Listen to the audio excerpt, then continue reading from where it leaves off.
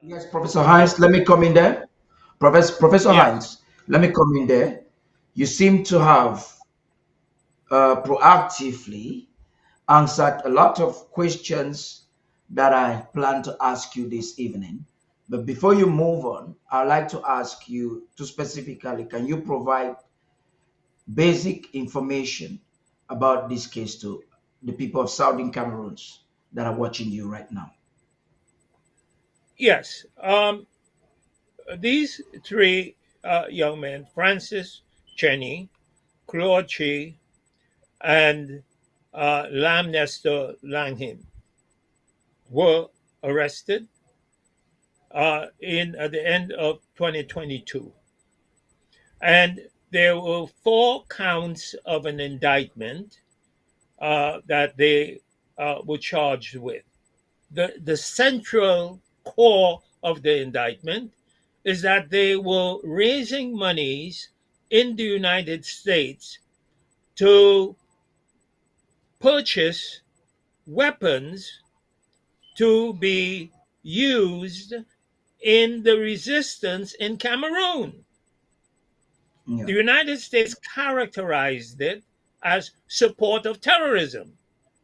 And that's why I said, who is the real terrorist? It isn't them.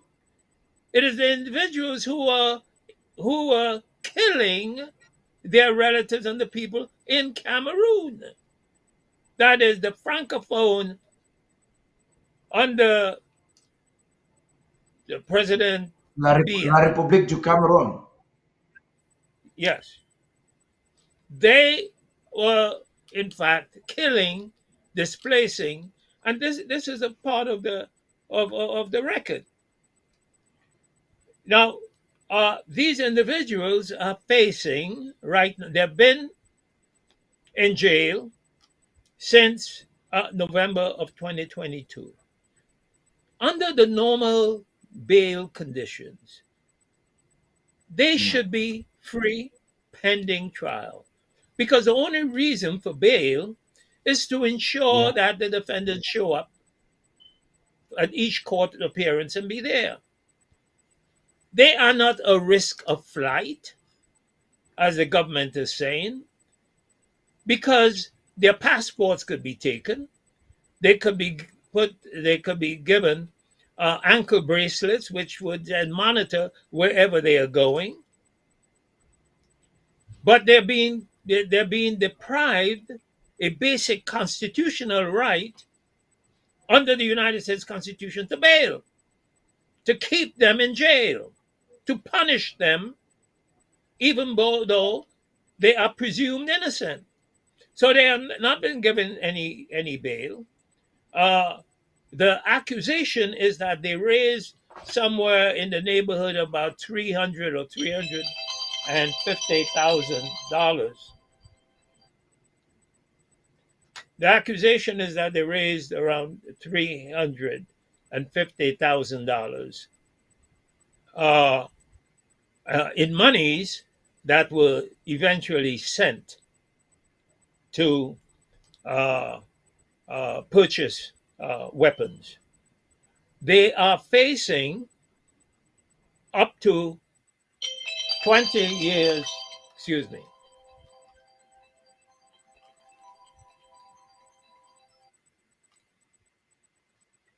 they're facing up to 20 years in prison in terms of the maximum sentence. And so there are four counts of the indictment: um, uh, material support, which is raising the money; conspiracy, which is agreeing among the three of them to raise the monies to purchase weapons; uh, and they are charged with what is called money laundering.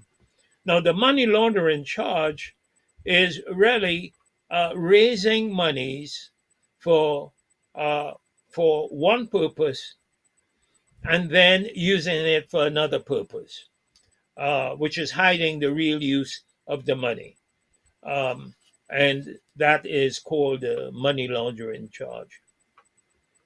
But what I want to in the next few minutes that I have here, I want to focus on the unfairness, the double standards that we have seen being played out with respect to the Kansas City Three, and as it relates to the war in Gaza.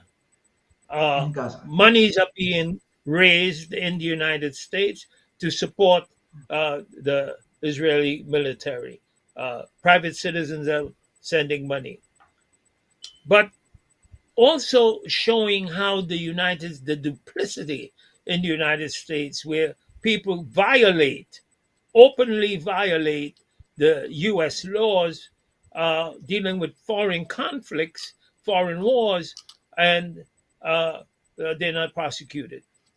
In the 1970s, I served as an international expert traveling to Luanda, Angola,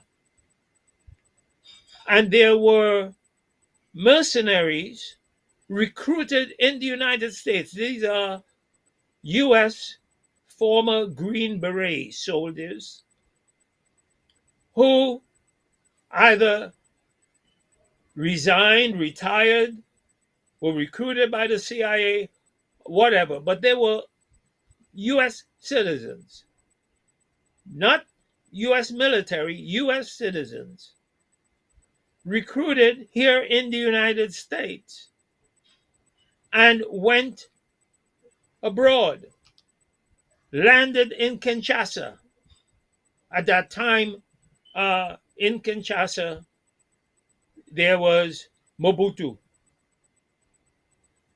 And they were in Kinshasa and they entered into military service to try to defeat the MPLA Mhm.